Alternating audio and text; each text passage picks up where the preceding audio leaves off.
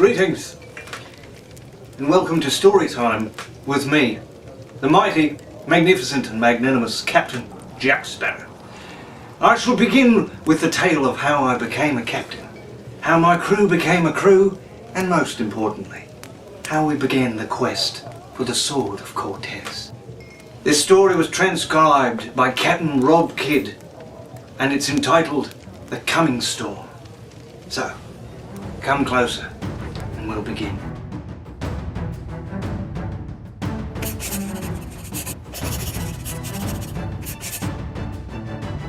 So, like many good stories of adventure, villainy, and thievery, our tale began on the Isle of Tortuga, in a little tavern known as the Faithful Bride. Chapter 1. A dim moon rose over the ocean as a wind blew thickening clouds across the sky. Faint shadows were cast up on the island.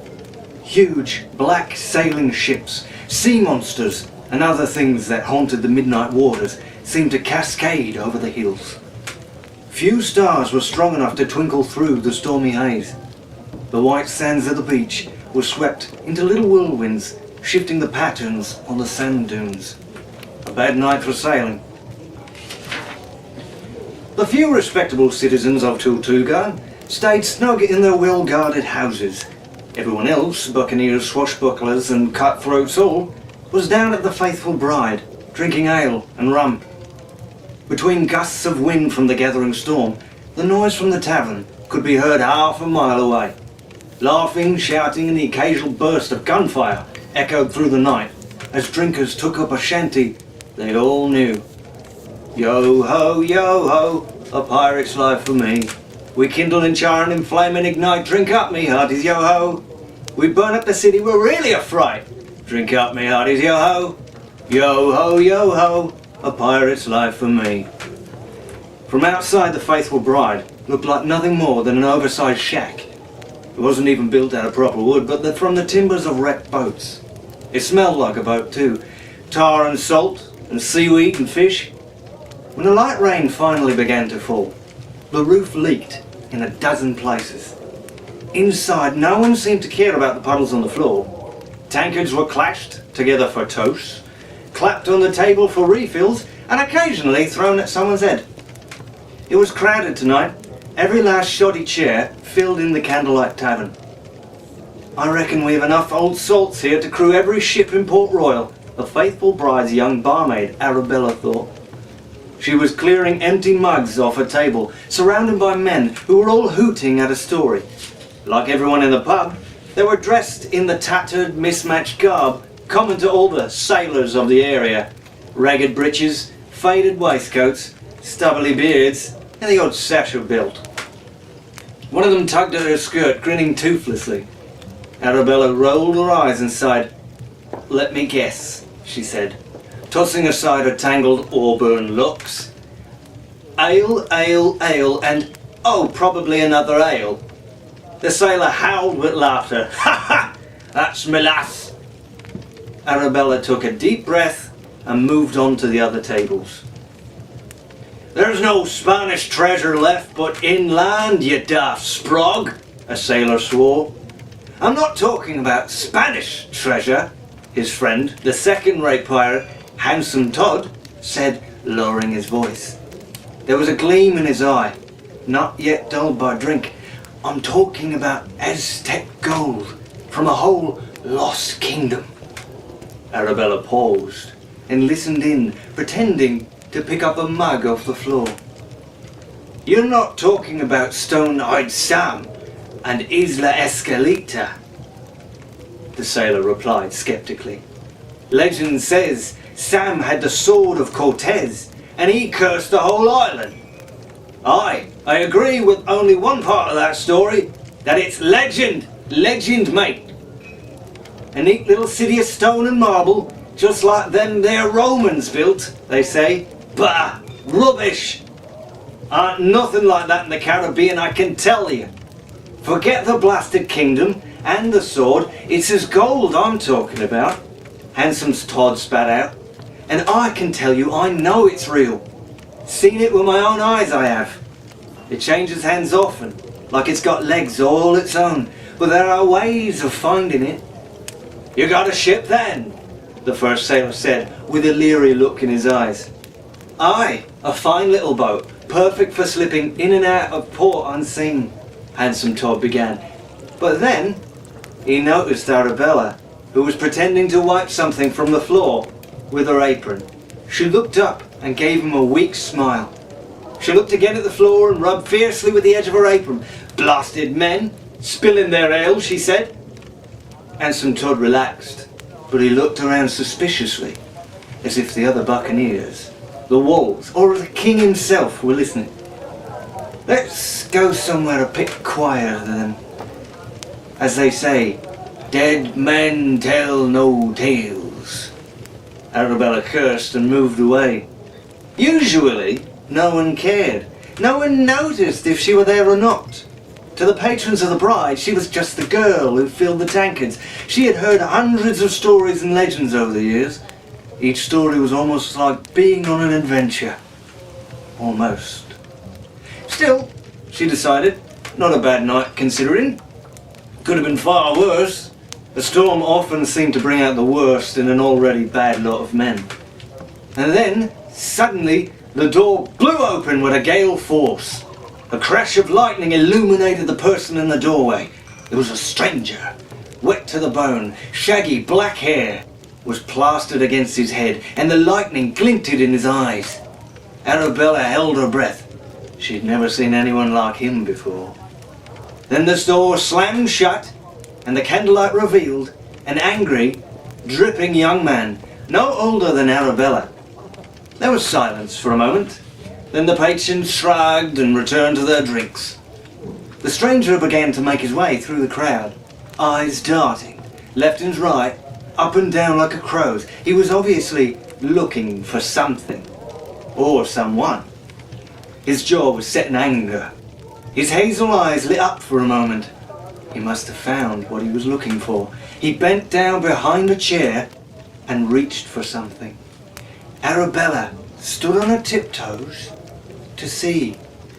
It just looked like an old sack. Not at all worth stealing from the infamous pirate who was guarding it. Oh no, Arabella whispered. The stranger bit his lip in concentration. He stretched his fingers as long and narrow as possible, discreetly trying to reach between the legs of the chair. Without warning, and without taking the drink from his lips, the man who sat in the chair rose up, all 7 feet and several hundred pounds of him. His eyes were the colour of a storm, and they sparkled with anger. The stranger pressed his palms together and gave a quick bow. Begging your pardon, sir. Just admiring your fine satchel there, he said extremely politely. The pirate roared and brought his heavy tankard down, aiming for the stranger's head. The stranger grabbed the sack and sidestepped just in time. The mug whistled past his ear and hit another pirate behind him.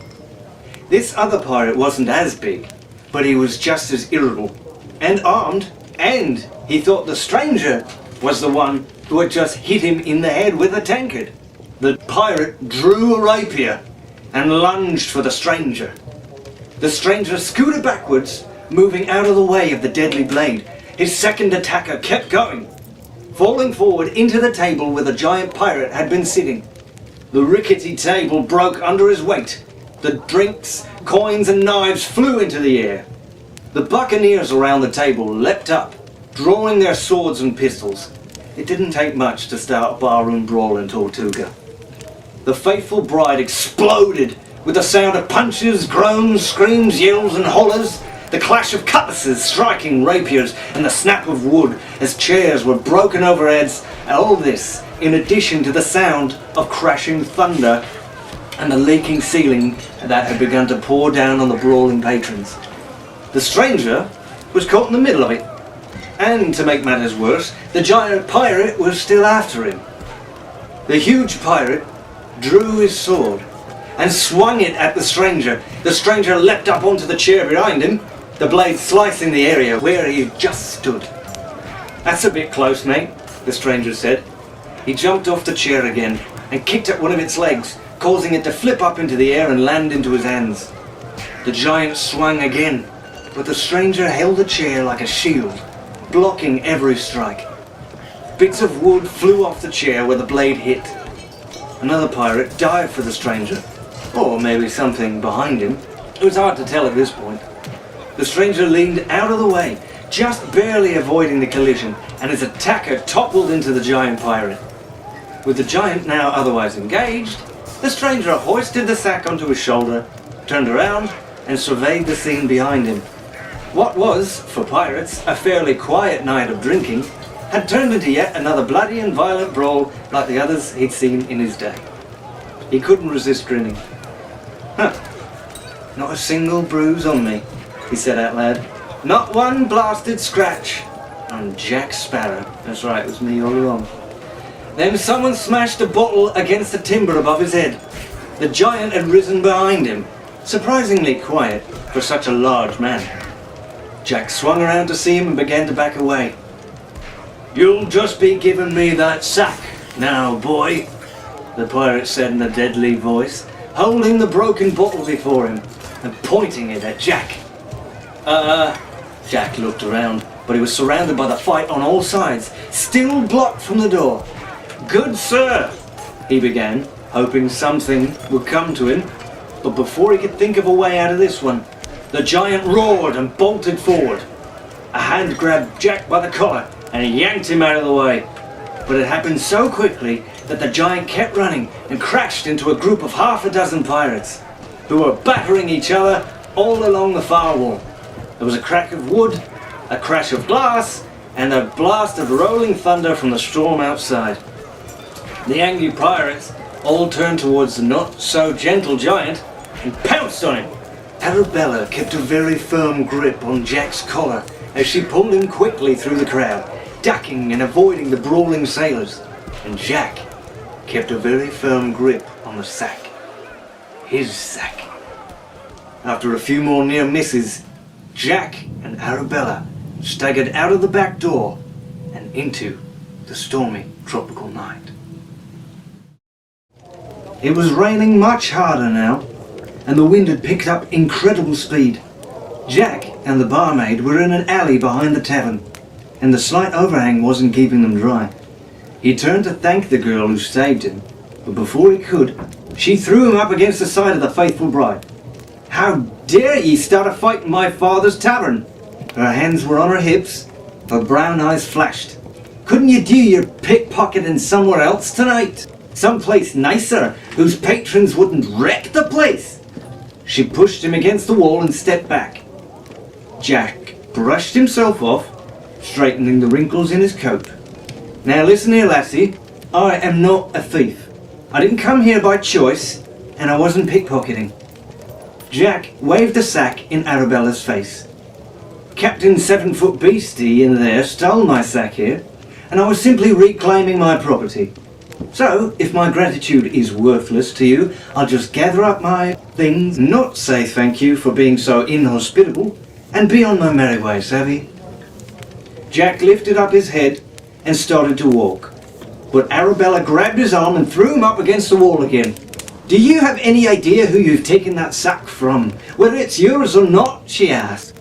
No, and truth be told, I do not care, Jack said, wrestling free from Arabella's grip. That was Captain Torrance, you idiot, Arabella said, slapping Jack around the head, uncalled for. Jack looked blank. The infamous and dreaded, Arabella said. Not ringing any bells, Jack answered. The most notorious pirate this side of Hispaniola? Arabella tried again. Oh, wait, Jack said with a sudden look of recognition. Then his face fell again. No, sorry. Well, either way, you're as good as dead stealing from him.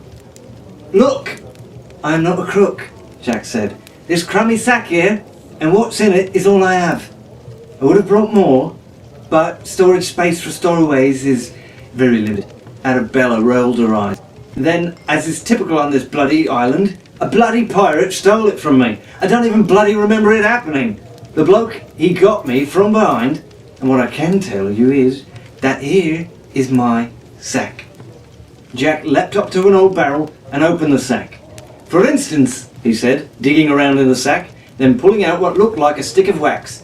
"This candle here is not mine." Jack looked at the candle confused, then threw it down. "Surprise," Arabella said sarcastically. No, Jack said, frustrated. Digging deeper, he pulled out what might have been an old pair of underpants. He shivered and tossed them away. After that came what looked like a dried-up old rat.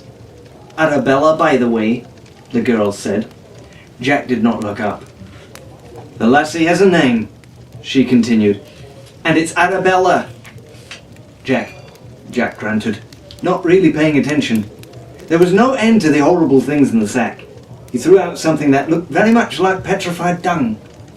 "Look, sorry I went wild on ye," Arabella said sincerely. "It's just my father's temper is bad enough as it is. He's going to be in a frightful state now, spending the next week fixing up the place, repairing the chairs and tables that ye helped destroy." There was a small thump, as something tossed by Jack hit Arabella square in the forehead. She caught it as it fell. It was a heavy coin. Thank you," she muttered sarcastically. "This makes up for everything." "Well, it's the only thing in here worth anything," Jack said glumly. "My knife, my box, my stash of coins." He looked up a bit bewildered. "It's all gone." Frustrated and angry, he turned the sack upside down and shook out several apple seeds.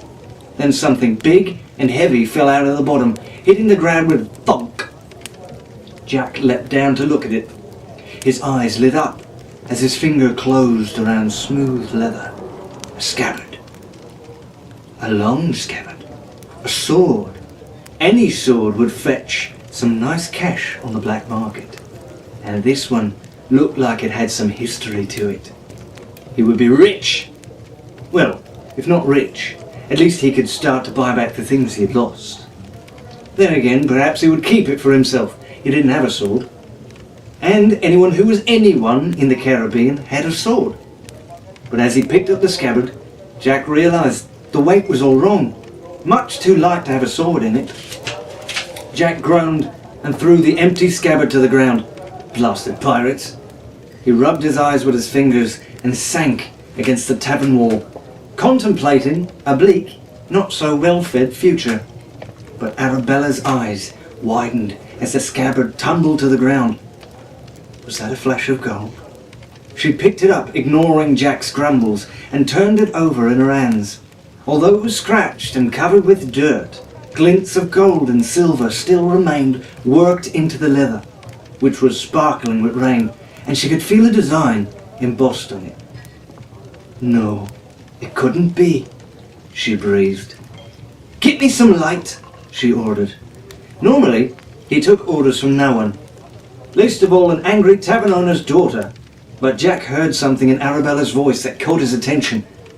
Without protest, he took out a little flint and tinder kit from his coat pocket and lit the candle stub from the sack. Arabella took the candle and cast its weak light over the leather.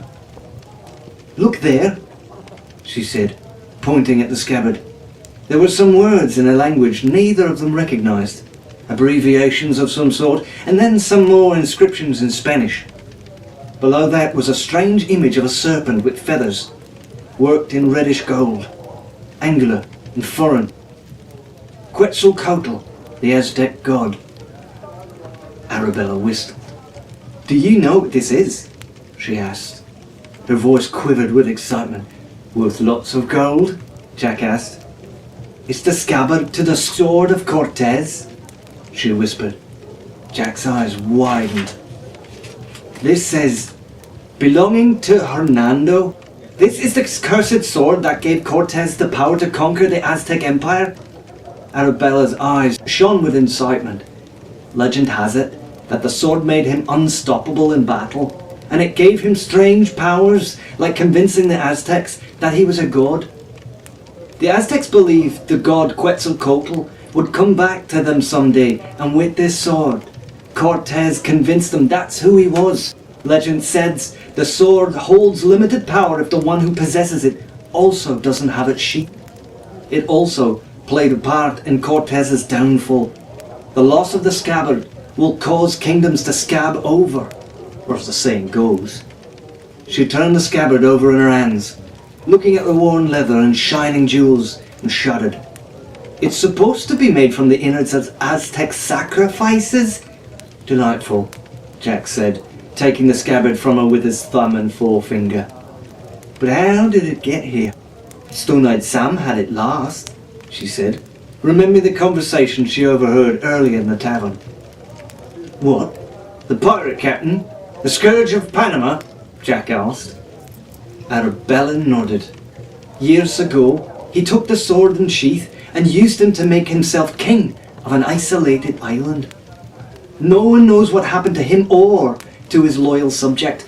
Maybe the fact that the sheath has turned up without the sword has something to do with his downfall. Jack turned the sheath over in his hands, running his fingers up and down the seams. Fine craftsmanship, he thought.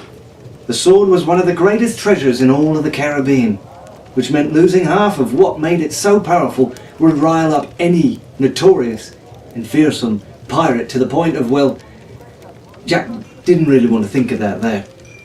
So then, Jack said, why don't I just go back into the tavern, carefully slip the sack back under what's left of Captain Turnip's chair, apologise and just be done with it. Sorry to have taken your magic scabbard. Didn't know you were planning to start your own pirate kingdom with it. Good luck with all that. Ta-ta now. Arabella shook her head. You're in big trouble, she said quietly. Stealing something like this from a pirate like Torrance? You'd better leave Tortuga immediately, or you're a dead man. She turned to go back inside. Wait! Jack grabbed her arm. Come with me. She blinked at him. Droplets of rain hanging from her eyelashes. You obviously know far more about this sort of legendary stuff than I do, and about all the local inhabitants of these waters. And if anyone saw you help me back there, you're a dead man too. Well, woman, well, girl, he stuttered. Arabella ignored him, thinking about it. And, Jack continued, think about the freedom that would be ours if we had that sword. Freedom and power. Though Arabella tried to mask it, Jack could tell from her expression that she was in love with the idea. Well, I don't really have any other plans, besides working at the Bride for the rest of my life or until I'm married, she said sadly. Or until Dad dies from the drink, she added, a little angrier. I've had very little, really nothing here since a nasty pirate sacked the Bride last year, taking my mum with him. A big, fierce, ugly one he was too. I do miss her, my mum. Dad and I are sure she's... Arabella trailed off. Jack noticed the look on her face and felt a surge of sympathy. Arabella looked Jack dead in the eyes. All right, I'll come with ye. But we play by my rules here, which means no stealing from pirates, or anyone else for that matter, along the way. How many times do I have to tell you? I am not a thief, Jack protested. Arabella scowled, then continued. I know the perfect boat to use. An old abandoned one in Salty Cove? Jack shrugged. Sorry, lass. New here, remember? I have no idea where that is, and I don't think it would be very wise of me to ask one of those gents inside for directions. Arabella thought about it for a moment. Then she pulled a wooden hairpin out of her locks and held it to the tip of Jack's candle point. When it began to burn, she blew it out, leaving a nice charcoal tip. Then she tore a square piece of cloth from her apron, set it against the tavern wall, and proceeded to draw a map for him on it. Jack watched all of this with wide eyes. I think I should be very lucky to have such a resourceful mate on board with me, he said, leaning forward and grinning. Call me resourceful, but I'm not your mate. We're business partners, and that's all, Arabella said, putting a little X on the spot before handing the crude map to Jack. Here, ye lay low for 3 days. I'll gather supplies, drinking water and food. Meet me at the boat at dusk in 3 nights' time. Excellently done, my laddie, he said, giving her a quick bow. We have our boat, but... She looked lost for a moment. Her bout of energy over. The faithful bride had been her only home. Where will we go? Jack rolled his eyes. To get the blasted cursed sword, of course. You've already said we're as good as dead. How much deader would we be if Cortez's missing blade and the powers of a god king fell into the hands of Captain Torrance? Arabella corrected. Whatever. 3 days later, several hours after the sun had already set, Arabella was scowling and pacing. Sometimes she would stop to glare angrily at the rolling sky and impatiently tap her foot. It should have been so easy. An idiot could have followed her directions. The rain hadn't stopped since the night she'd met Jack. The tiny shack on Salty Cove where she was waiting for him leaked worse than her father's tavern, and that's really saying something. She chose to move outside, under the eaves, near where their boat was docked. She'd lit 3 torches to guide them through the stormy night. The boat was a tiny thing, little more than a fancy fishing vessel. The name Barnacle was painted gaudily across the stern. But she was seaworthy, and the sails looked in good shape. And far more importantly, she really did seem to be abandoned. Where is he? Arabella wondered, with increasing frustration. Then there was a loud crash in the scrub at the head of the cove.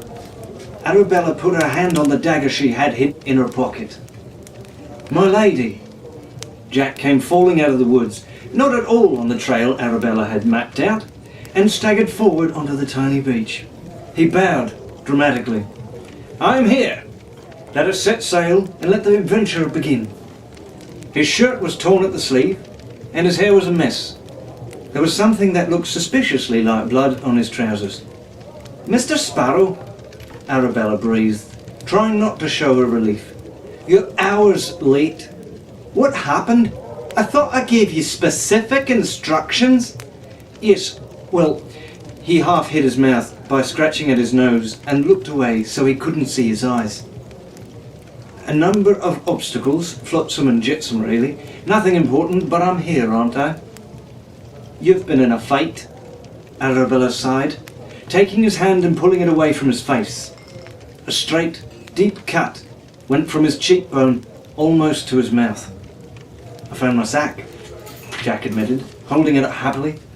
And though you may not believe this to be possible, being as it was in hands as capable as my own, the map was misplaced. You lost the map? Arabella scolded. Then how on earth did you find me? There are any number of ways to reach a desired destination, lass. Arabella shook her head grimly and kicked her muddy pile of bags against the barrel she'd rolled all the way there. It had taken most of her spare time to sneak what they needed away from the tavern. She scowled at Jack, who repositioned his newly found sack on his shoulder. The point is, I'm here. Tide's rising. Mustn't waste time, shall we, lassie? Jack asked, extending his arm towards the boat. Call me lassie again, and you'll be drinking up the tide, Arabella grumbled under her breath as they began to load up the barnacle. Halt! A sudden voice rang out. Jack slumped and sighed. Oh, now what? I am coming with you, the voice continued. Jack looked up. Standing at the trailhead, one foot placed dramatically on a rock, was a handsome, well-dressed young man. He was about the same age as Jack and Arabella, but that was where the similarities ended. He was tall and broad-shouldered, and he wore an immaculate jacket and a pair of breeches that would cut perfectly to his figure. All his buttons were polished, and an elegant sword hung from his belt. Jack looked at the other boy with a sneer. Sorry, chap, he began. This boat is ready to set sail. The crew, meaning Bill here and myself, are no longer accepting passengers. Go home to the pleasant estate you came from and have a nice life. I am Fitzwilliam P. Dalton III, the young man said, ignoring Jack and striding forward. I don't care if you're Pope Fitzdalton P. William VII, Jack said. I don't know what you're doing here, but we are very busy sailors with very important things to do, so if you don't mind, we'll just raise the sails, set our course, etc., etc. All without you, and be on our way.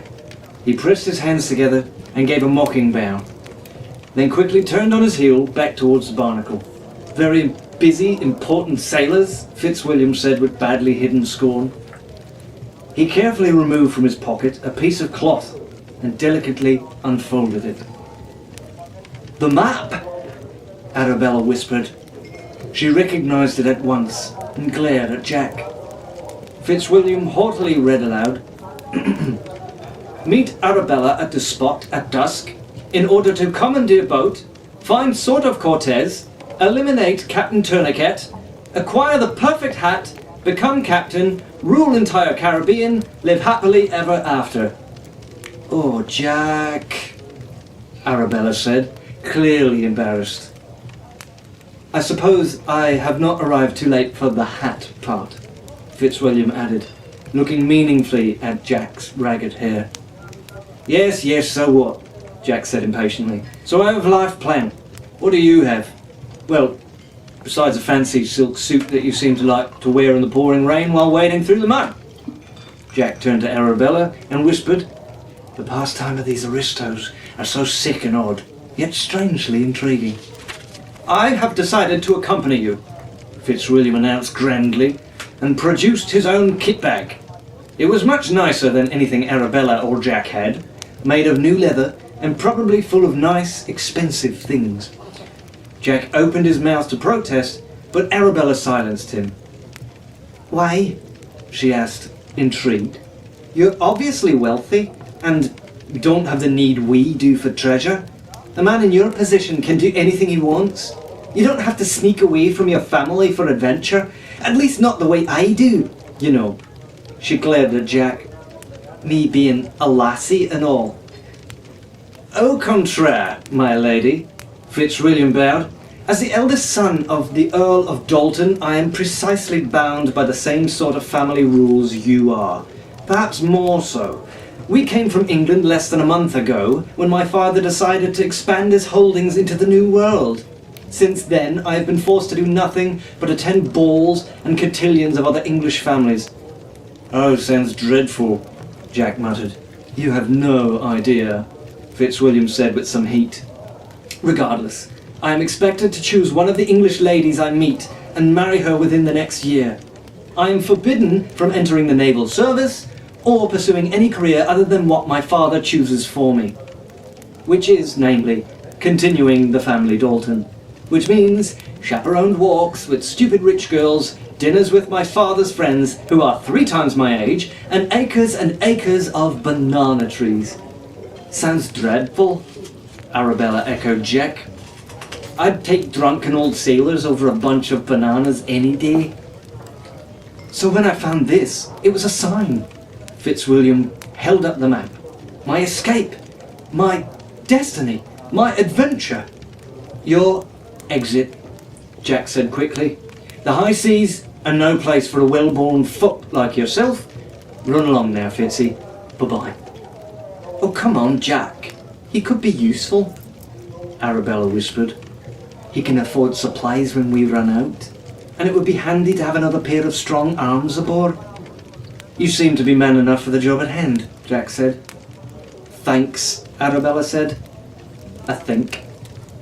"It matters not," Fitzwilliam interrupted. "I am coming." "No, you're not," Jack said.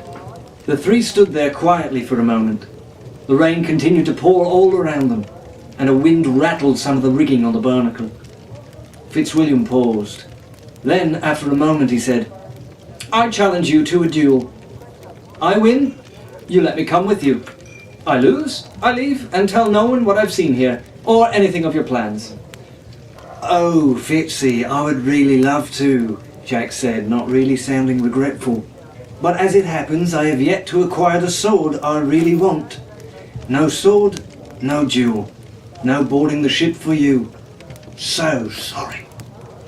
"Oh, that's not a problem," Arabella said, with a mischievous look on her face. "When I was cleaning out the boat, I found half a dozen rapiers stored in a chest." She went over to the Barnacle and triumphantly pulled out a cheap, rusty old sword. She tossed it to Jack. "Here you go." "Thank you, my lady," Jack said, through gritted teeth. He caught the sword easily and tested its weight. It wasn't very well made. Fitzwilliam pulled out his own weapon, a beautifully balanced rapier. which he made a clean swoosh in the air as he saluted his opponent. "Show off," Jack muttered. Then they leapt forward. The blades met with a loud clang. Sparks scattered on the dark beach. Jack moved energetically forward and back, lunging and dipping and posturing. Fitzwilliam barely moved at all, using short, quick swipes of his wrist to parry his opponent. When he did move in, it was with precise, quick, controlled footwork. "This is going to be a massacre," Arabella said, feeling a little sorry for Jack. Fitzwilliam obviously had the advantage of years of training, probably from some great English arms master. The nobleman was also almost a full head taller than Jack, and muscled, where Jack was slender. Jack had no shortage of enthusiasm, however, and he was full of little tricks, like leaping up on rocks and driftwood to avoid the tip of Fitzwilliam's sword. But all of his talents combined were no match for the would-be next Earl of Dalton. Grimacing in concentration, Fitzwilliam redoubled his attack. He lunged forward with all his strength. Jack avoided the worst blow by throwing himself to the ground and rolling backwards. But when he sat up, rapier in his hand, Fitzwilliam was already above him, his sword at Jack's throat. "Yield," Fitzwilliam commanded, grinning in triumph. Jack frowned. For a moment it looked like he was going to refuse. He finally sighed and dropped his blade. All right, you don't have to act all superior about it," he muttered. Fitzwilliam sheathed his rapier with a satisfying snick and put his hand out to help Jack up. A gracious loser as well as a busy and important sailor. "I see I am blessed in the capabilities of my shipmates." Jack batted Fitzwilliam's hand away and leapt up by himself. "Fitzy's quite annoying, eh?" he whispered to Arabella. She didn't entirely disagree. Strong and capable and handsome he might be, but Fitzwilliam P. Dalton III definitely also had the makings of a first-class snob. "Well then, we're a team," Arabella said, putting her hand out. For the first time, Fitzwilliam looked unsure. Taking her hand hesitantly, he probably had never shaken hands with a woman before. Jack put his hand on top of the other two, grinning with sudden enthusiasm. "To adventure!" he toasted. "To adventure?" Arabella repeated, grinning. "Yes, to adventure," Fitzwilliam said, slowly and seriously. "And, of course," Jack added, smiling, "to treasure and freedom." By the crew's third day at sea, a blinding sun shone brightly against the blue sky. The weather had steadily improved the farther they sailed from Tortuga. This should have been good news, but nothing moved under the sun's heat. The sea was as flat as glass. There were no ripples of fish, no movement of the slack sails, no breeze at all. It was very, very hot, and the Barnacle was in the middle of the sea, with no land in sight. The crew only had little drinking water left, which might last one more day, if they rationed it very carefully. The crew sat, wilted and unmoving on the deck. Fitzwilliam had even finally taken off his fine blue jacket. Not very proper for a nobleman. Jack had no issues with modesty and opened his shirt as widely as I could. Fitzwilliam didn't bother hiding his disgust with the situation. "It has been days now," he said. "2 of those days without a single wind or any idea of where we are." "We know that, Fitz," Arabella said crossly.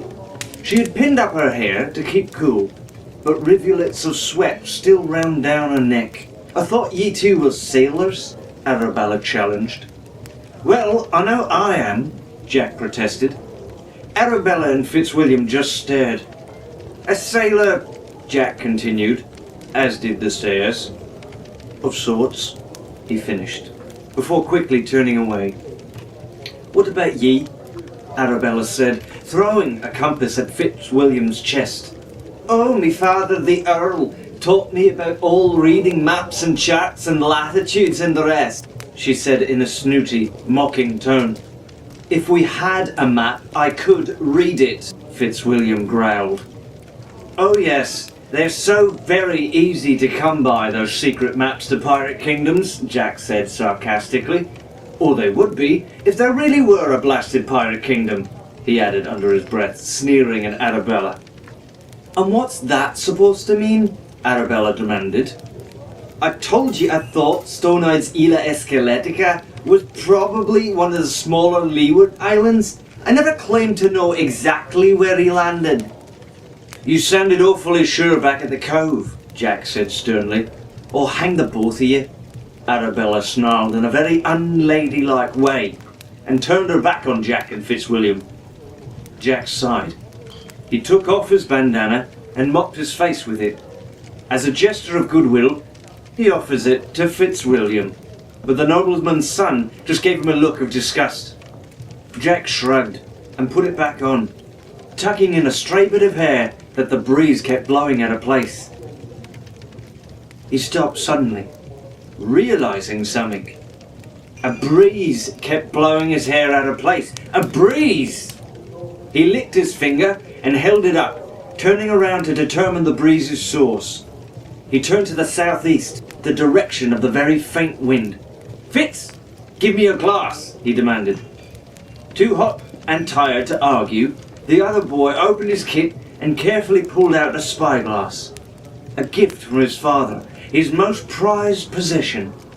It was made out of what looked like brass and copper. It had lenses made in Holland by the finest craftsmen. Jack treated the small telescope far less gently, opening it with a snap that made Fitzwilliam flinch. Jack held a glass to his eye and looked to the south. What is it, Jack? Arabella asked, forgetting her anger. A wind! Finally, he answered. Huzzah! Fitzwilliam exclaimed. Both Jack and Arabella stared at him dubiously. Fitzwilliam shifted uncomfortably. I believe I meant yo-ho-ho, wind, yar, he said quite unnaturally, clearing his throat. In the distance, Jack could see a fast-moving grey curtain of showers. As he lowered the glass, the wind was already rising around them. And there's rain with it too. Well, that is excellent news. We shall not die of thirst then, Fitzwilliam said. Then the first clouds began to darken the skies overhead. No, we certainly will not die of thirst, Jack said, biting his lips. Eerie, sharp squawks suddenly sounded overhead. Jack looked up to see flocks of gulls, pelicans, and other seabirds covering the darkening sky, fleeing from the approaching storm. The crew was silent for a few minutes, watching both sea and sky churn before them. A light drizzle began, peppering the ocean with tiny ripples. The sky became gradually darker, as if some great lamp in the heavens were being turned down slowly.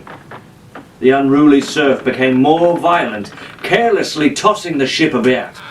Where did it come from? Arabella murmured. I mean, it seems so strange. The sky, the sea. It was so still a moment ago. Where it comes from does not matter, Jack said.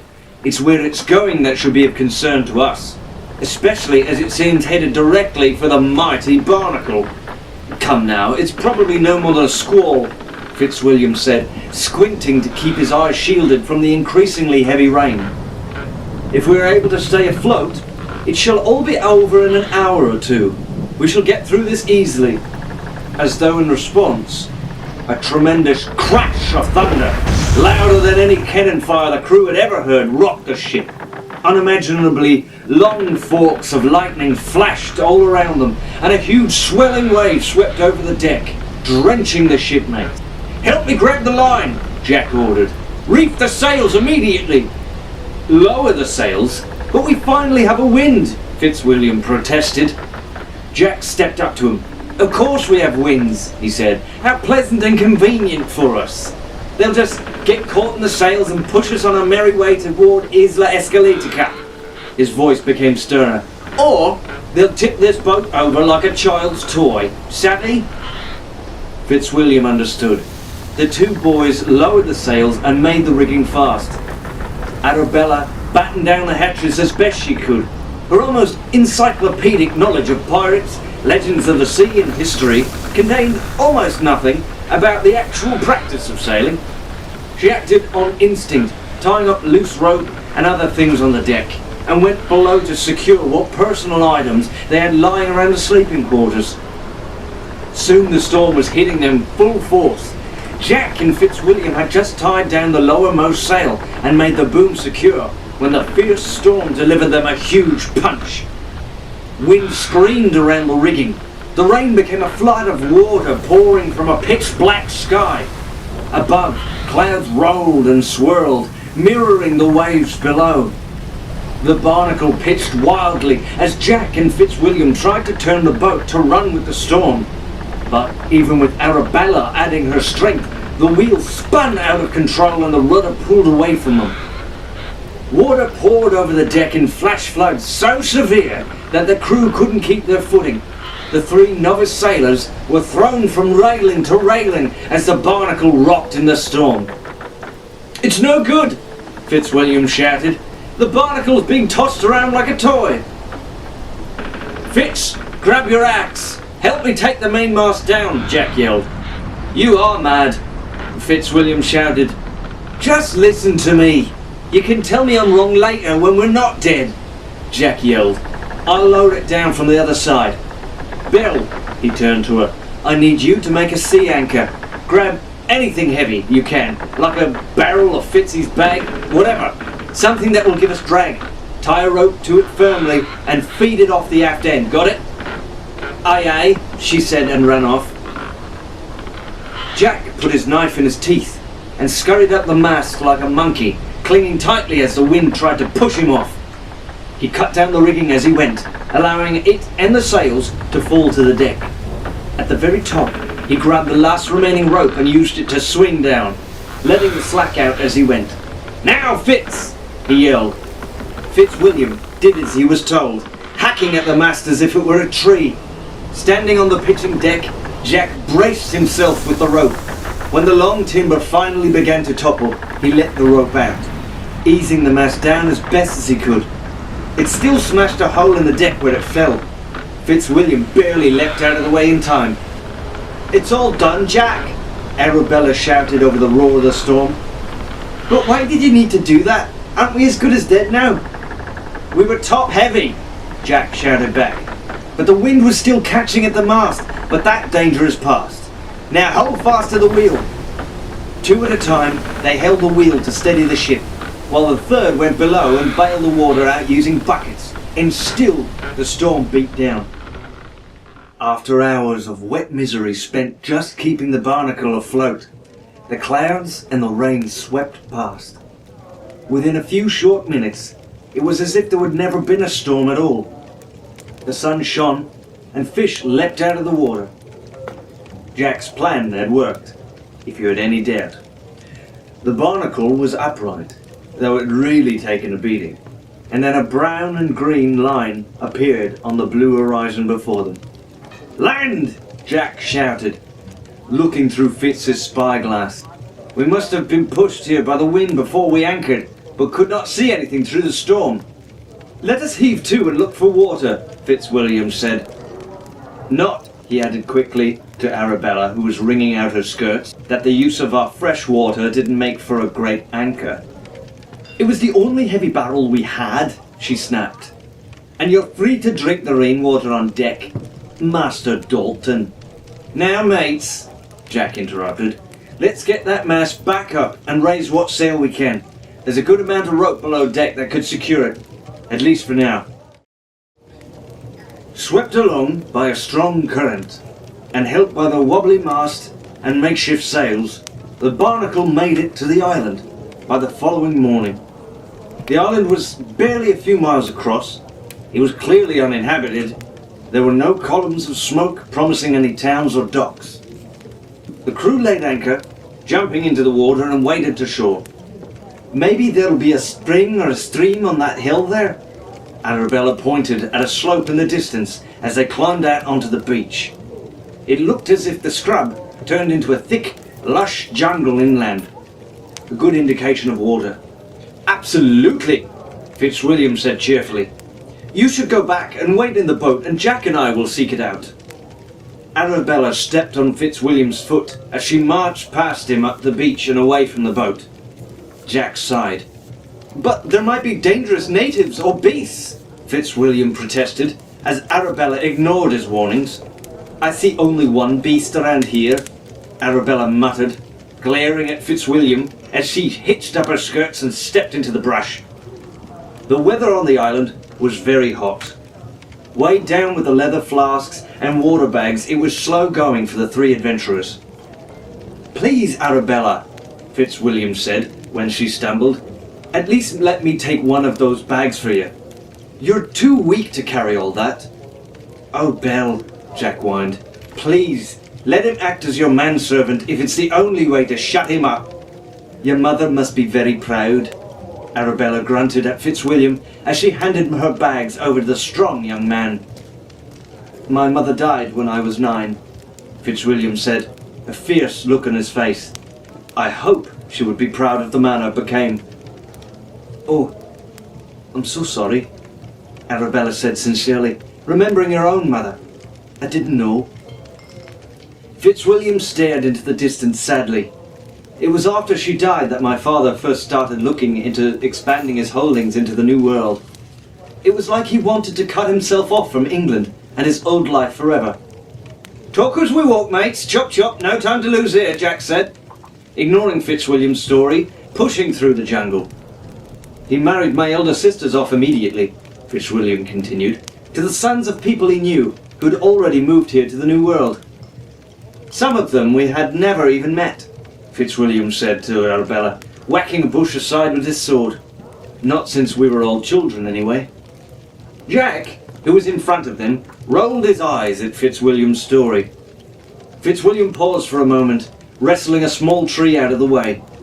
Anna, my favourite sister, was abducted by pirates on the voyage over to meet her husband, and I've not seen her since. Blazes, I know that pain all too well myself. My mum was taken by pirates too. If you're like me, you didn't really have much reason to stick around once you got here, Arabella said softly. No, not really, Fitzwilliam agreed, a hard edge to his voice. In the name of all that's blessed and blasted, Jack blurted out, can we please call the curtain on this dismal drama and focus on the matter at hand? Arabella and Fitzwilliam looked at Jack more disappointed than angry. Jack brushed himself off and cleared his throat. Very well then. Carry on, Jack said. If the sun was hot the morning they landed, it was nothing compared to midday. The crew finished what little rainwater they had on collected in their flasks, and still saw no sign of any fresh water on the island. Fitzwilliam tried to hide it, but he began to cough with thirst. Arabella fell once, though she claimed she'd stumbled on a root. Jack looked worriedly at his companions. None of them would be able to go on much longer. A stupid, terrible way to die in an adventure. Come on, said Jack with a forced smile. It looks like the brush thins out up ahead. It'll be cool and shady under those trees, and we can rest there for a while. Arabella nodded wearily, as Jack pushed the bushes aside and led his two mates into the clearing. He was thrilled, and a little surprised, to see that it was exactly what he had told him. Cool, shady, nice soft grass to relax on, and he was just as surprised to see in the clearing 2 boys working on what looked like a makeshift raft. Well, bonsoir and bienvenue, the first kid said. Look what we have got here, two men. New friends, and maybe even a way off this island. The 2 boys stood up to face the crew of the Barnacle. The one who had spoken was taller, with dark skin, and curly brownish red hair that matched his freckles. There was a mischievous but friendly look in his green eyes. Welcome to our deserted island, he said, bowing theatrically. I am Jean, and this is my friend, Tumon. Tumon gave a very slight nod. He was short, with glossy black hair, a sharp nose, and tanned skin. Arabella and Jack exchanged a look. He was definitely native, but dressed in the same ragged sailor clothes as Jean. I'm Jack Sparrow, Jack said. This is Arabella and Fitz. Jean picked up a water bag off a stump and offered it to Arabella, who drank hungrily. You were caught in the same cursed storm, huh? Jean asked. Tumon and I were on the Seraph. I think we are the only survivors. The English don't teach their sailors to swim so well. That's terrible, Arabella said, taking a deep breath, wiping her mouth and handing the water bag over to Fitz. It's pretty hot and not so nice around here, but still, this is not the worst place to have washed up. Jean pointed to the island around them. Coconuts for eating, fresh water spring up that way, and there is plenty of lumber. We're building a raft to try to get back to our home port. He pointed to the pile of crudely chopped driftwood logs. Nearby lay several cord lengths of vine to lash the logs together. There's more water then? Fitzwilliam asked as he handed the water bag to Jack, who turned it upside down. Not a drop left. There's as much as you want, my friend, Jean laughed, if you do not mind the ambiance. Timon held up what looked like a human bone. Jack choked. Oh my goodness, Arabella breathed. Plenty more where that came from too, Jean said darkly. That is why we've been sticking close to the beach. Jack, Arabella and Fitz stared at the bone in silence. Arabella screamed and Fitzwilliam jumped back as a furry, grey, hideous thing burst into the clearing. It leapt onto the stump, hissing and yowling and baring ugly little yellow fangs. Tumon gave a faint smile. Jean laughed. What in the greater hells is that? Jack asked. That is Constance. Jean knelt down on one knee and scratched the monster delicately under the chin. It calmed down and began behaving like an actual cat. A scrawny, mangy, scary cat with wild yellow eyes and a crooked tail. You managed to save that cat along with yourselves, Jack said, sneering over the nasty little creature. Why? Constance isn't just a cat, Jean said proudly. She is my sister. The crew of the Barnacle looked at each other. Your sister, Jack said dubiously. She is my sister. Well, she was. I mean, she is, but she's not like she used to be. See, she was under a curse cast by the mystic Tia Dalma herself. Was the spell cast because she was this vile in a previous incarnation? Jack asked. Oh, poor thing, Arabella said, reaching a hand out to the cat. Let me just... Ow! Constance hissed again and swiped out with a paw full of long yellow claws. They left 3 bloody scratches on the back of Arabella's hand. You little... Arabella said, pulling her hand away. Definitely nasty, Jack said. What a little brute, Fitzwilliam said in wonder, offering Arabella a handkerchief. She took it and wrapped it around her hand. Constance growled a little. Then she leapt off the post and walked away sulkily, her crooked tail high in the air. She's just been through a lot, Jean protested. Jack rolled his eyes. All right, now that we have all been introduced, and I assume there isn't anyone else? No nephews turned into rats? No second cousins turned into rabid dogs? No? Well then, would you mind leading us to the spring you mentioned? With pleasure, Jean grinned. Follow me. The crew of the Barnacle followed Jean and Timon and Constance along a well-worn path. It led deeper into the island, directly towards the jungle. Soon small trees shielded the crew from the sun. With the shade and the promise of a good drink of water, Jack, Arabella and Fitzwilliam felt their spirits renewed. Aren't you a bit wee, lad? I mean to surf on a ship? Arabella asked John curiously. He and Tumon were both a couple of years younger than the rest of them, 13 at the oldest. Not a private merchant ship, Jean gave an elaborate shrug, not missing a step through the undergrowth. As the song says, there are a lot of ships in the Caribbean, and a lot of rum and sugar that sails the high seas. Tumon and I have an advantage. We are reliable, we are not married, and unlike the old salts, we do not drink. He grinned at Arabella, who found herself smiling back. Behind them, Fitzwilliam walked close to Jack. "Are you going to tell them about our vessel, the Barnacle?" "Of course I am," Jack said in a dismissive huff, obviously not having thought about it before. "They need a ship, and we need a crew. Assuming they even want to join us. Are you even sure that's wise? We do not know anything about them, really." Fitzwilliam glanced towards Tumon and Constance. They were bringing up the rear, walking as silently as ghosts. Constance flattened her ears and bared her fangs at Fitzwilliam. He shuddered. "Well, besides the odd stroke of luck that saved our tails on this most recent mission, we don't know anything about navigating either," Jack pointed out. "Or did you miss the bit where we got lost and wound up in a hurricane? These lads know what they're doing. We'll never find the Sword of Cortés without decent navigators. All right? But if anything happens, I will take Jean, you take Tumon." Fitzwilliam tapped the pommel of his sword. "And Arabella gets the cat," Jack said, adding, "Hardly a fair fight. Poor Belle." "Ah, here we are," Jean declared. "Drink up, mes amis." Beyond what looked like just another patch of scrubby trees was a secluded, cool little nook. A rocky overhang shaded a series of clear pools, fed by a spring that bubbled up like a fountain. Arabella immediately fell to the ground and began drinking handfuls of cold water. Jean laughed. "The pool below the spring is just as clean, and much easier to fill your bags with." "And have you suffered any ill effects as a result of drinking this?" Fitzwilliam asked. "It's been a full day now, and no," Jean said with a shrug. He sat down and rested his hands on his knees. Tumon stood quietly nearby. "But what are you going to do now that you have water? Please, tell me that the three of you have a ship to go back to."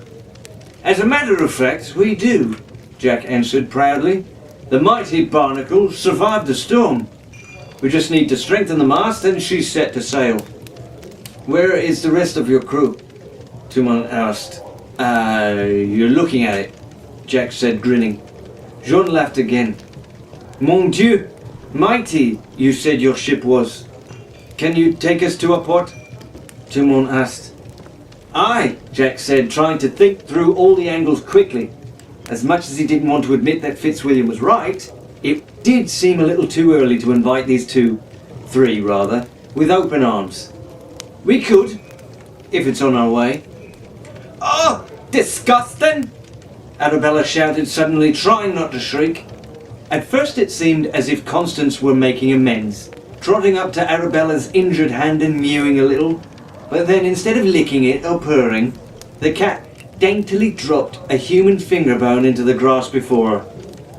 Jack looked curious. "Where are all these coming from?" he asked. "Up the path there," Jean said, pointing. "We can take a closer look if you'd like." When they had all turned to go, and she thought no one was looking, Arabella glared at the cat. "This isn't over," she told her. The path they now followed was barely more than an indentation in the dirt. It went around the back of the spring and up the slope behind it. From there, it climbed slowly towards the jungle. Halfway up the hill, they could see over the jungle vines to the beach. Jack squinted, trying to spot the Barnacle on the water. It was bobbing against large swells. "What?" he said, puzzled. The perfect sea they had sailed in on had gone. The surf was growing rough, and to the north, the sky was growing cloudy again. "Not that storm again," Arabella sighed. "It's like it's following us." "That is very strange," Jean said. "It seemed to have gone past us to the north, as it should have. I've never seen a tropical storm come from the north." A bent and gnarled beech pine shivered in the rising breeze, making creepy, whispery noises as the wind blew through its needles. "It's headed right towards us again," Jack confirmed.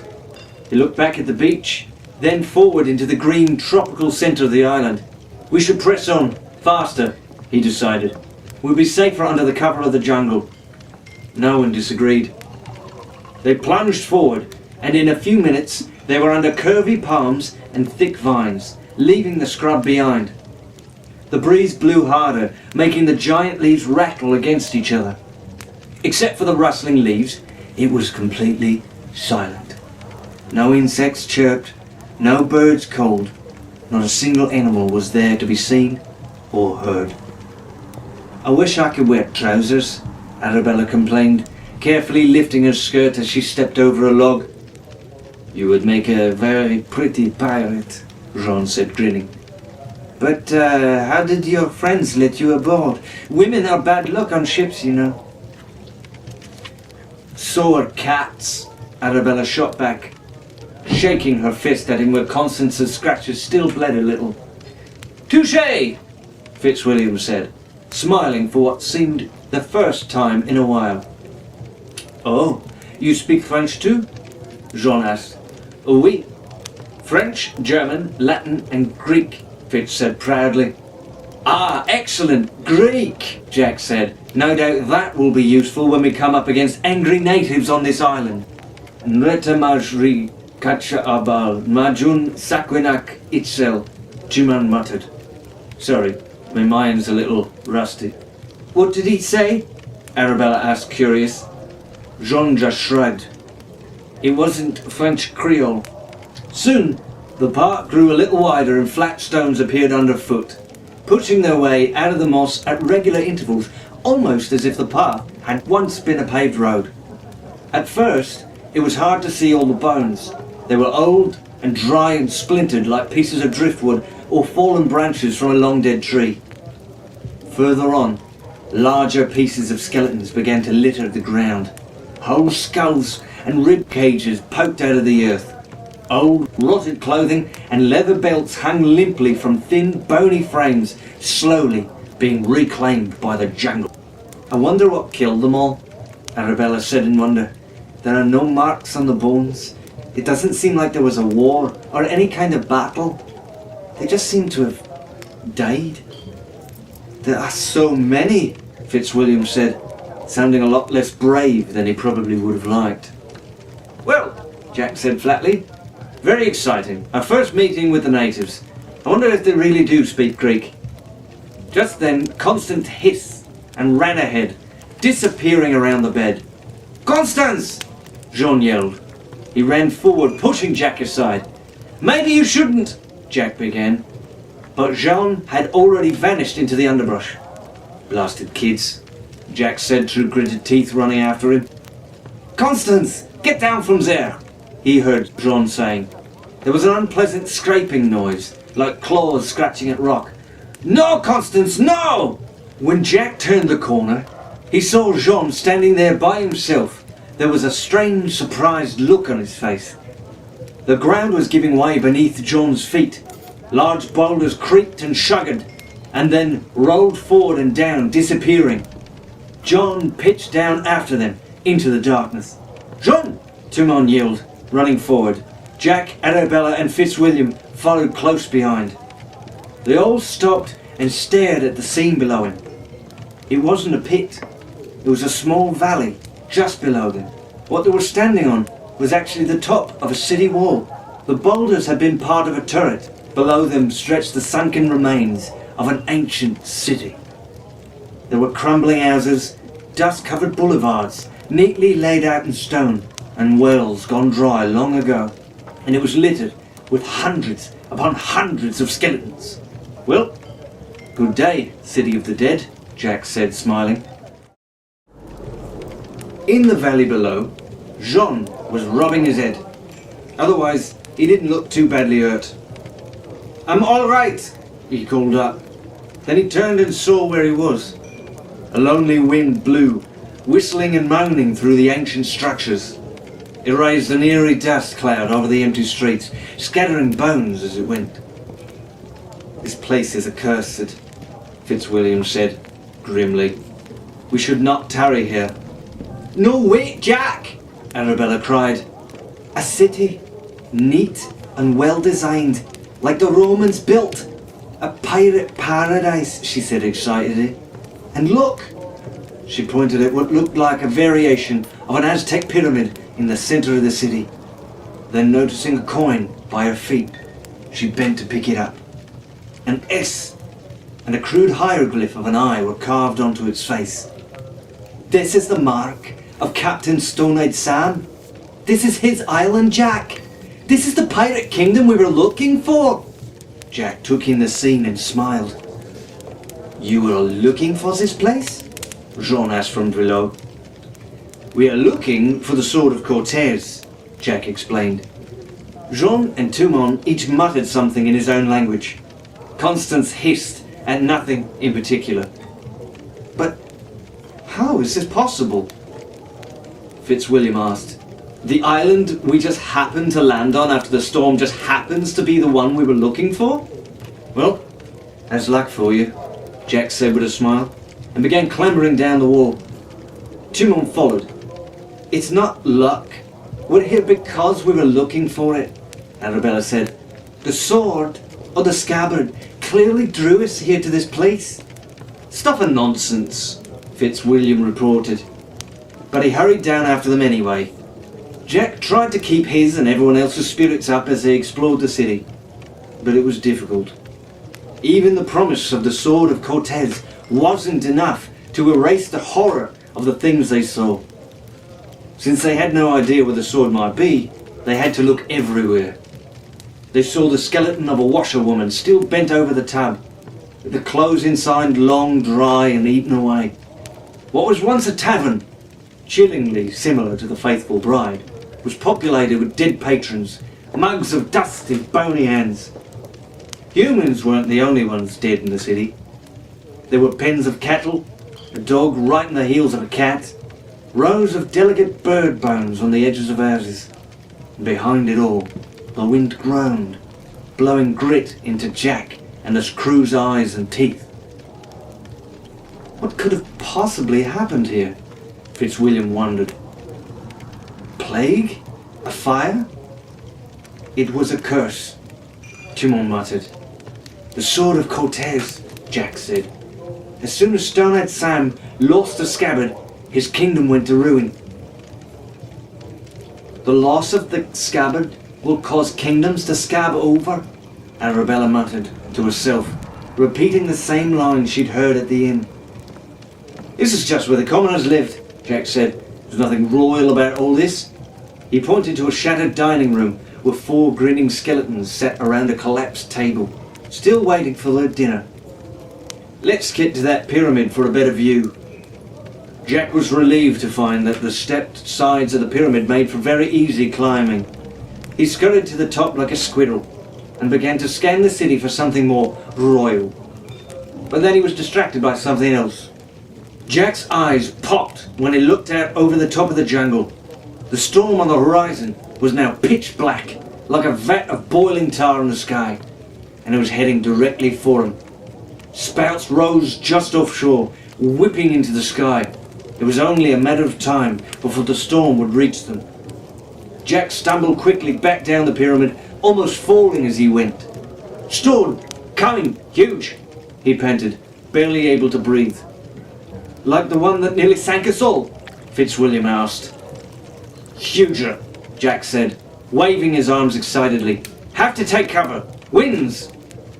Look! Arabella shouted, pointing up over one of the boulevards. It led straight to a huge, ruined, pyramid-shaped palace that was previously hidden from their view by the overgrown jungle that surrounded them. Its stone walls, once grand, were crumbling and strained. The vines that crawled up the walls were twisting in the wind like venomous snakes. Well, looks like the very place one might find a cursed sword, Jack shouted back, holding his bandana against his head to keep it from blowing off. Arabella nodded. And a good place to take cover. Then, a bolt of lightning shattered a group of trees directly behind Jack. To the palace, he commanded. The palace was a sight to behold. Even in its current decrepit state, it had an aura of grandness. The doors, long since rotted off their hinges, revealed a formal hall that led to the rooms within. Jack surveyed the entrance. They weren't going to be as well protected here as he had hoped. What had once been a solid, sturdy structure was now almost rocking in the storm.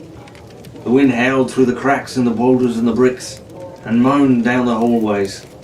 It was difficult to see more than a few feet ahead or above through the gloom of the storm. Large sheets of spiders' webs rippled in corners, and dead vines made eerie scratching noises on the floor. Ornate trees and flowers were carved into the floor's giant flagstones. Rectangular decorated warriors danced and fought. In the middle was a giant plaque of a god with a feathered headdress. Quetzalcoatl. "I don't trust this," Tumon said, motioning towards a carving on the floor of the palace. "This is the mark of an Aztec god." "Oh good," Jack said. "That means we're on the right track." And then the floor fell away. Tumon yelled and tumbled into the giant pit that had opened up. Fitzwilliam lunged forward and grabbed Tumon's arms, but the boy's weight and momentum were too much. Fitz slid over the floor and was pulled to the edge of the pit. Jack threw himself to the ground and grabbed Fitzwilliam's ankles. It wasn't enough. Jean grabbed onto Jack's legs, but they were all still being dragged towards the bottom of the pit. Jack's skin scraped against the flagstones. He tried to grind his feet into the floor, but it didn't help. "I'm slipping!" Tumon cried. One of his arms slipped out of Fitzwilliam's grasp. The sudden jerk pulled them all down another few feet. Fitzwilliam was yanked over the side. His face scraped against the ledge as he went, leaving a smear of blood on the stone. Not very handsome anymore now, is he? Jean drew Constance aside, apologizing to her, and threw himself on top of Jack, but it still wasn't enough. "Arabella!" Jack called out. "Rip off your skirt!" "Unnecessary." "What?" she demanded, shocked. "Just the outer one," he said in exasperation. "Tie it around that column and grab onto Jean." Without a second thought, Arabella did as she said, tearing her outer skirt in as large a piece as possible. She then wrapped it around the base of the crumbled column and tied it back around her waist. She grabbed onto Jean. Constance yelled unhelpfully. Finally, their descent into the pit was stopped. Jack's head was over the edge, and he could see past Fitzwilliam and Tumon. Gleaming in the darkness below were what looked like giant sharp spikes sticking out of foul-smelling black water. "A close one, mate," Jack shivered. Slowly, straining and groaning, the three of them managed to pull up Fitzwilliam out, followed by Tumon, who was swearing profusely in whatever language he spoke. With the floor opening up under them, the hall was now a wide black pit with narrow ledges on either side. "I don't like heights," Jean said, looking nervously over the edge. "I thought you were Monsieur Sailor Extraordinaire," Fitzwilliam taunted. "That's different," Jean protested. Jack, Arabella and Tumon took one side, and Jean, Fitzwilliam and Constance the other. They kept their backs to the wall and moved slowly, edging 1 foot along at a time. "Are those alligators down there?" Arabella said, hearing snaps in the black water below. Jack looked down and his eyes bulged. "Don't look," he suggested, "or you wish they were alligators." After what seemed like ages, they finally reached the other side of the pit. "Well, that was bloody awful," Fitzwilliam said, brushing a fleck of dust off his spotless jacket. Although his face was scratched from the edge of the pit, Fitz somehow didn't have a hair out of place. That's very strange. "Jack, look!" Arabella breathed. In the room beyond, rows and rows of skeletons knelt, their bony faces towards the floor, and before them, seated in an enormous carved stone throne, was the grinning skeleton of Captain Stone-Eyed Sam. Even though there were no windows and the once lit torches had rotted in their sockets, a ghostly bluish light illuminated the room. Droplets of rain trickled through the areas where the grand marble ceiling had crumbled away, sprinkling the dead king and his subjects. The pirate himself was still dressed in the richest fabrics, all rotted and full of holes. Velvet, silk, and the finest linen were now as worthless as Arabella's ruined skirt. A medallion of solid gold hung heavy on a chain around his neck.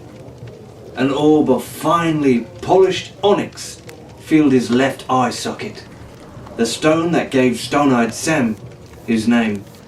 On his bony head was an elaborate pirate hat that managed to escape the perils of time. Its broad leather brim and feathers were all intact, and the captain still looked cocky in it. Stone-Eyed Sam was a pirate king, even to the end, and most importantly, he had a really great hat. Everyone was right in the middle of something, Arabella said. It's like they all dropped dead at once. With Jack leading, the crew picked its way slowly through the skeletons. It was hard to avoid all of the bones. Something crunched under Arabella's foot. Too late, she realized it was the hand of an outstretched subject on the floor. Loyal to the last, Jack said, leaning down and looking directly into the skull's eye sockets. Touching, really. Arabella shivered as the group moved on to the throne. Jack let out a strangled scream. Everyone jumped and turned. Fitzwilliam reached for his sword. Look! Jack said in despair, pointing. A rope hung in the shadows, one end leading up to a hole in the roof, where the rain was now pouring in. The other end of the rope hung in an elaborate knot directly over Stone-Eyed Sam on his throne. And the Pirate King himself was missing something very important. His left arm, Fitzwilliam realized. He turned to Arabella. Jack had already torn his bandana off in frustration and thrown it to the ground. You said that all the legends recall the Sword of Cortés clutched in Sam's left hand. It's been ripped from his shoulder, Jean said, giving a low whistle. Probably by whoever left this rope. He bent down and examined the dust on the throne. Whoever did this came very recently and must have avoided the booby traps in the Grand Hall completely. He knew enough to come around the back way, Jack said, stamping his feet in frustration. Jack ran a hand through his now bare and almost soaking wet hair and stomped over to Stone-Eyed Sam. He glared at the skeleton, which seemed to grin at him from underneath his leather tricon. It really was a fabulous hat, thought Jack. Just the sort a powerful man should wear. Without a moment's hesitation, Jack swiped the flamboyantly plumed hat from the ivory skull and brushed it off, then popped it on its head. Jack! The man is dead, Fitzwilliam said disgustedly. It's the least he owes me, considering all the trouble we went through to get here, Jack said defensively. As soon as he could, he would find a mirror. He was pretty sure he looked dashing in his new hat. I can't believe this, Arabella said sadly, sitting down on the steps of the throne. All she had to look forward to now was her dad's temper, and once again serving pints of ale to the slime of the earth at the fateful bride until marriage or death. It seemed so lucky finding this island, as if we were already at the end of our quest, Fitzwilliam sighed. He tried to put on a brave face, but couldn't hide his bitter disappointment. I suppose it will be bananas and some horrid wife for me now. Even Jean and Tumon weren't unaffected by the sorrow of their new friends.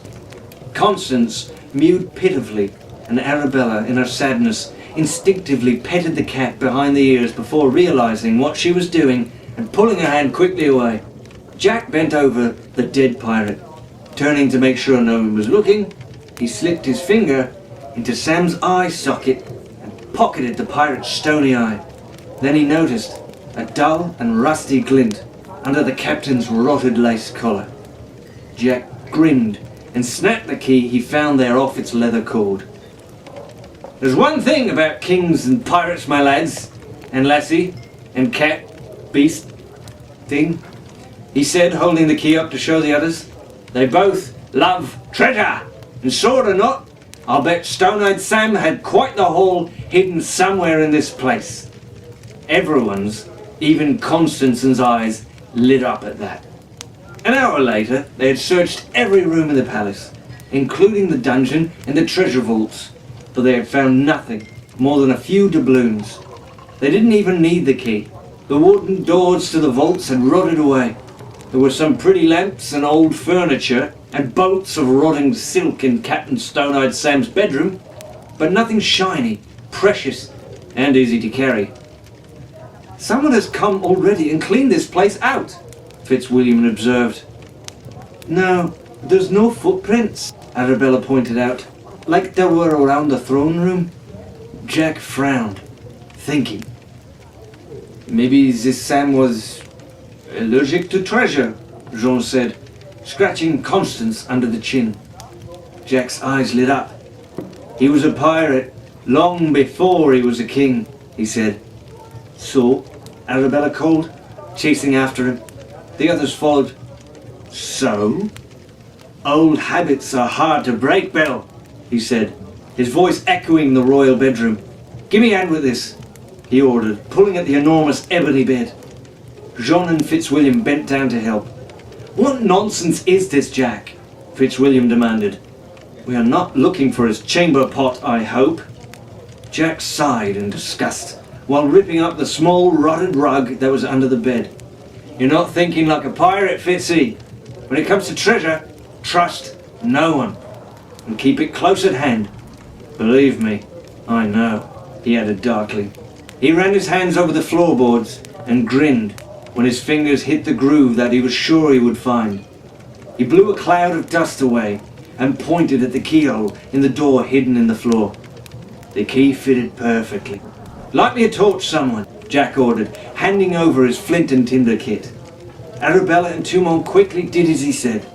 He opened up the hatch and stuck his head down, holding the torch before him. Well? Jean asked impatiently. Well, Jack said calmly, dropping the torch down into the blackness. See for yourself. Fitzwilliam, Arabella, Tumon, Jean, and Constance crowded around eagerly, but it was Fitzwilliam who saw it first. By the king's blood, he swore. The torchlight flickered on what looked like a room full of gold. Arabella sat, dazed, covered in jewellery. Ropes of pearls, gold chains as thick as a thumb, with ruby-encrusted pendants hanging from them. Bracelets studded with diamonds and emeralds. A small crown sat on her head, tipped sideways.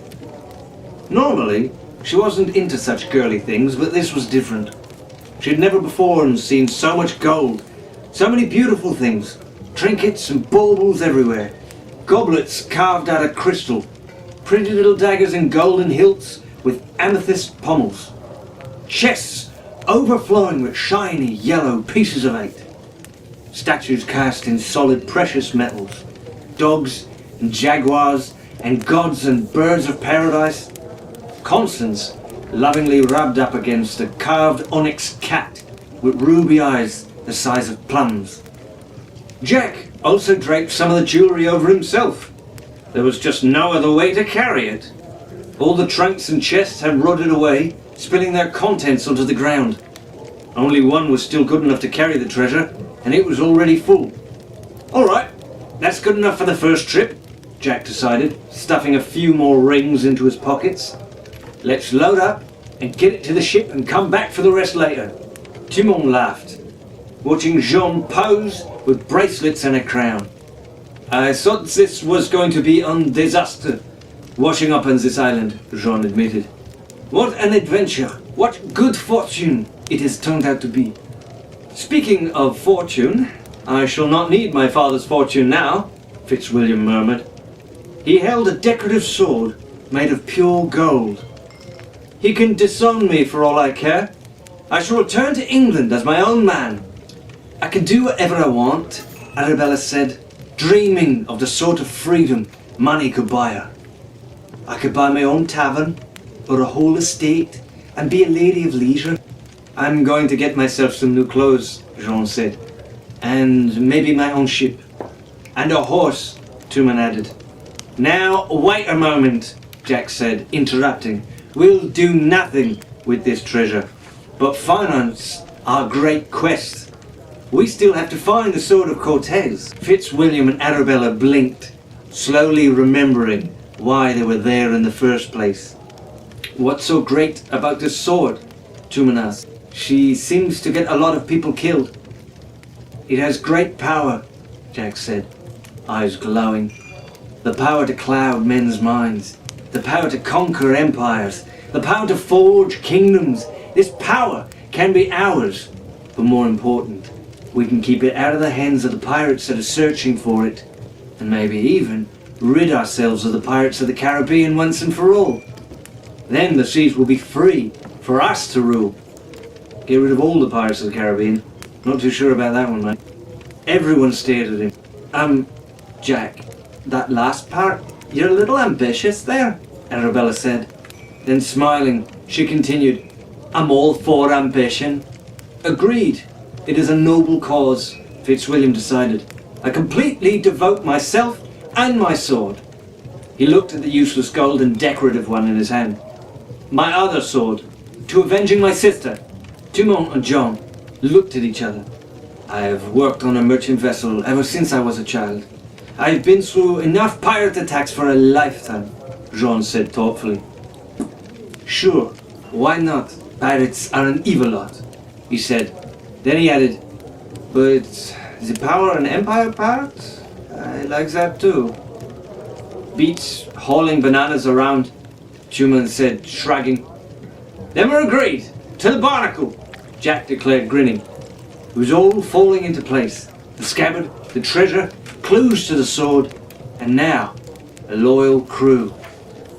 They made a strange procession heading back out through the palace. Energized, the six of them marched through the dust and shadows, covered in jewels and carrying even more. The fierce wind in the halls didn't bother them half as much as now, except when they had to walk against it with the heavy treasure in their hands. Even the spooky blue light and the rain in the throne room didn't dampen their spirits.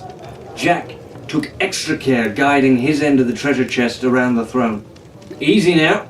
Don't want to disturb the dead. Hello? What's this?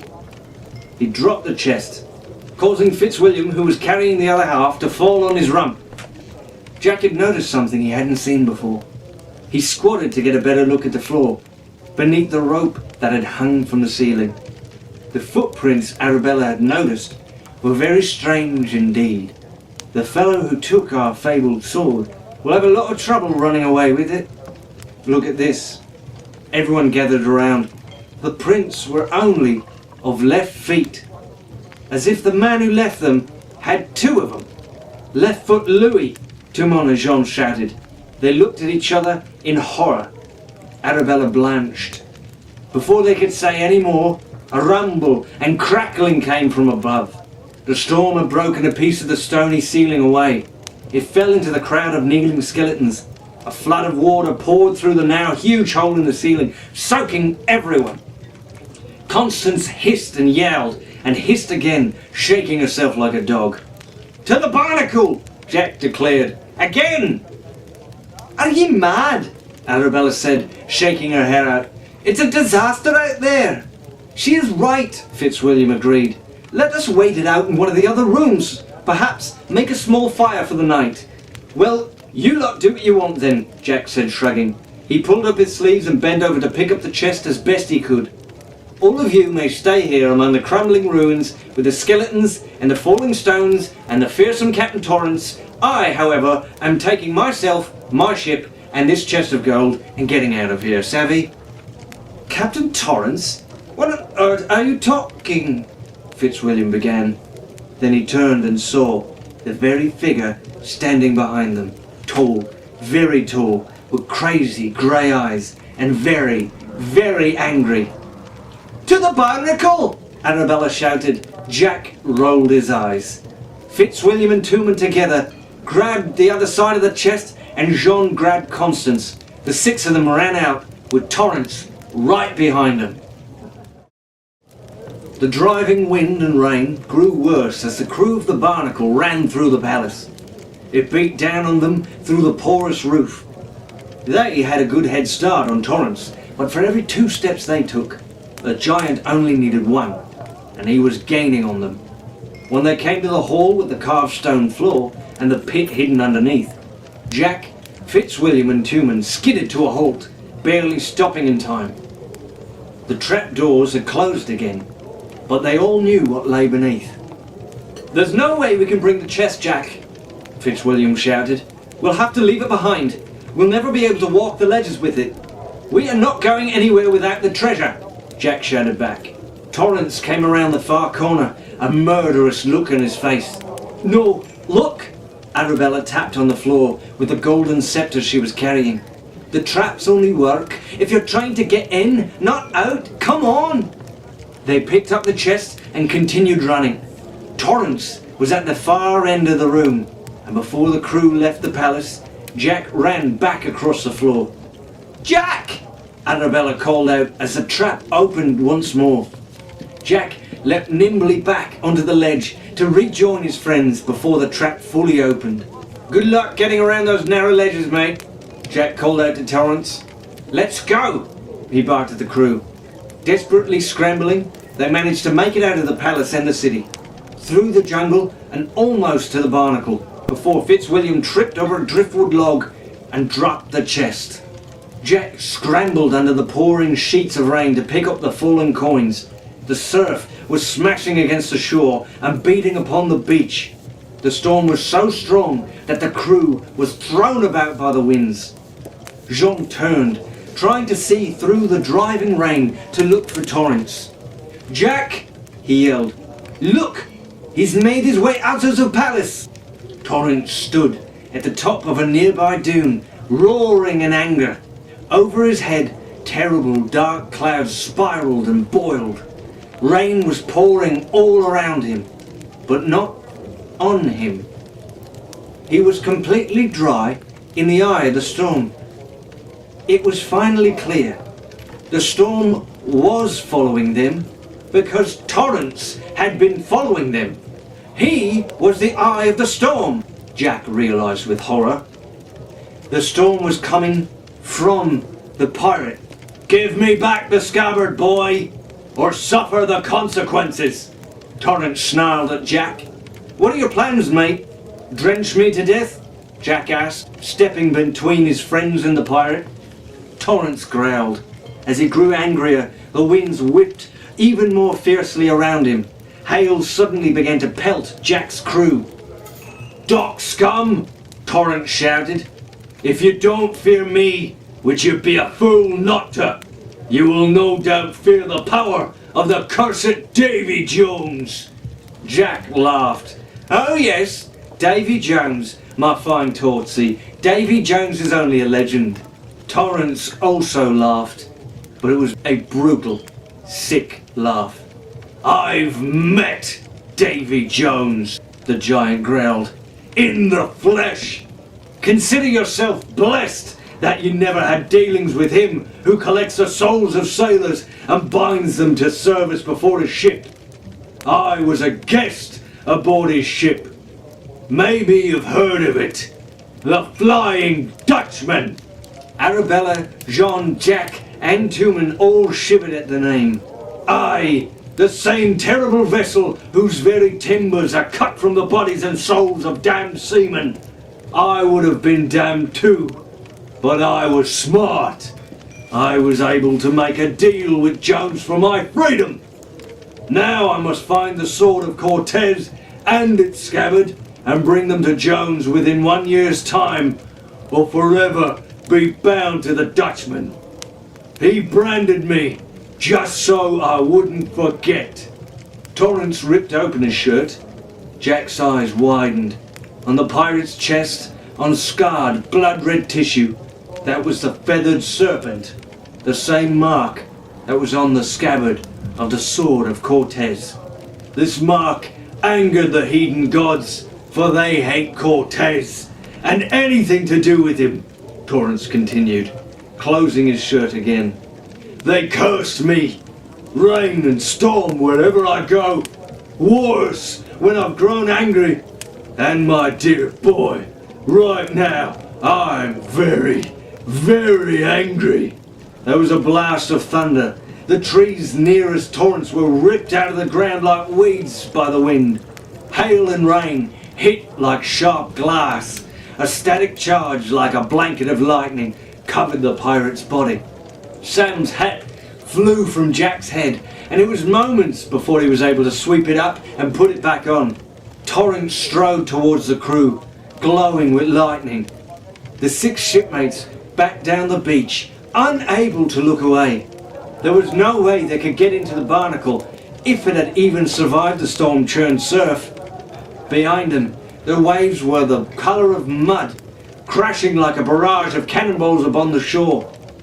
Wind whipped a stinging, salty spray onto the crew, burning badly scraped and bruised skin. Jack had to keep blinking to be able to see it all. Torrance continued to move forward, and the crew kept retreating.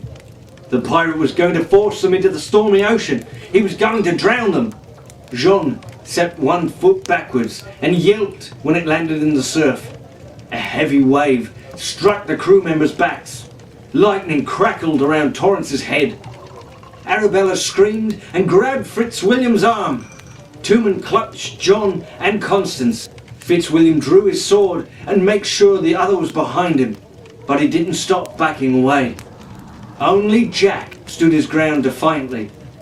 Dry as firewood in the eye of the storm, Torrance reached for his sword. The air around him still snapped and popped with an electric charge. Jack reached for his hat, which was now sopping wet, the brim filled with rain.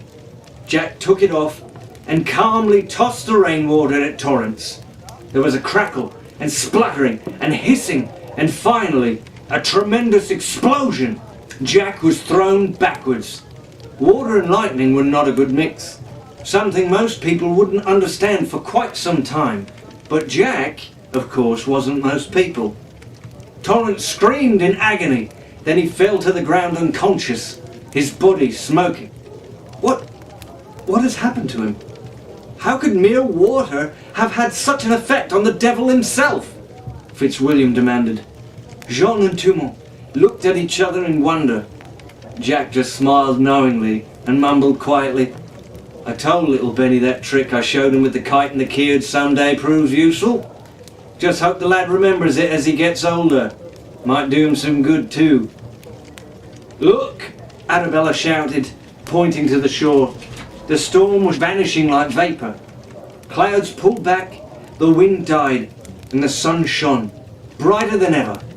Knocking Torrance unconscious had halted the storm. Miraculously, the barnacle was still there, lifting but still afloat. Jack's decision to anchor just where he did had saved it from sinking. The crew wasted no time, while Arabella stowed the treasure and began bailing water below deck. The four boys worked on better securing the mast and sails. Constance walked around the ship, purring as if she owned it. But as they sailed away, grey clouds began gathering again behind them. "Torrance must have woken up," Arabella murmured. Isla Esqueletica was under a cover of clouds again, the storm growing black over its beaches and jungles. Another ship was also heading away from the island in the other direction. "That must be Torrance's ship," Jean said. "I suppose his crew mutinied." "Well, that's it for him," Jack said cheerfully. "Torrance is never getting off that island. The seas around him won't calm until his temper does, and we can wager our lives that will never happen." "Hear, hear," Arabella said with feeling, raising a silver goblet she found in the treasure room. "All right then, lads," Jack said, grinning. "You, Fitzy, haul up the mainsail. Arabella, make secure that rigging over there. Two-man, try to figure out where in the blessed Caribbean we are. Jean, you take the wheel." "Where to, Jack?" Jean asked, grinning. "Why, to find Left Foot Louis, of course," Jack said, putting a foot up on the rail and looking out at the sea. He adjusted his hat. "And oh," he added as an afterthought, "from now on, please remember, it's Captain Jack Sparrow." The barnacle sailed on, and the crew was more determined than ever to acquire the Sword of Cortés for themselves. It would bring them power and freedom, and now that they knew, it would also keep them safe. After all, they would be keeping it out of the most dangerous hands on the seven seas, the barnacled claws of the cursed and feared Davy Jones. And that, me hearties, is the end of the coming storm. So, tune in next time and we'll begin the second book in the quest of the Sword of Cortés, the Siren's Song. So until then, keep your sailing smooth, the wind always at your back, and may your compass always point true. Good night.